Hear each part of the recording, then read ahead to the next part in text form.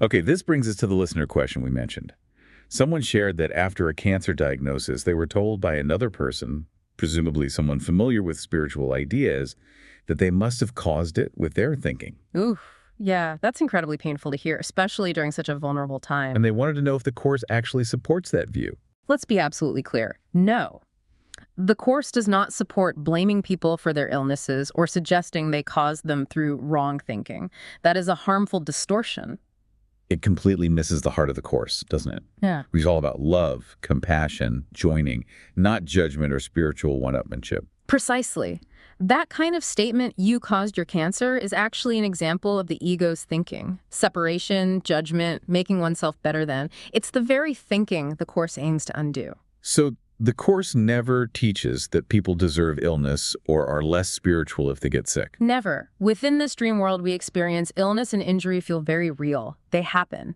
And the compassionate response is care, support, and empathy. But there's another level of understanding the Course offers. Yes. Stepping back, from the perspective outside the ego's dream, these things are seen differently, not as punishments, but as manifestations, miscreations, reflections of that deep underlying belief in separation from God, from love, from our true self. So the illness becomes part of the ego's story about what pain means, what the body is, a story that keeps us feeling trapped. Exactly. A story of victimhood, fragility, and fear.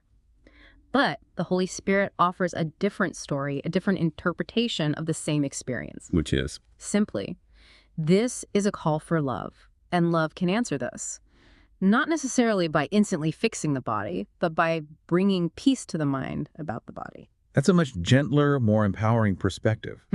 How can someone facing illness hold both these realities, the physical suffering and this spiritual perspective? Perhaps by gently acknowledging the reality of the experience without making it the whole story. You could say to yourself something like, okay, I feel this pain, I acknowledge it without shame or blame, and I'm willing to see this differently. I ask for the Holy Spirit's perspective. So you're honoring the human part, the part that hurts. While inviting in the spiritual truth. It doesn't mean denying the experience. You still go to the doctor, you rest, you cry if you need to. But inwardly, there's a quiet invitation. Yes. Let this be healed in its meaning, not just its form. Help me remember, I am not this pain, not this body alone. It opens the door to a different kind of healing, a healing of the mind.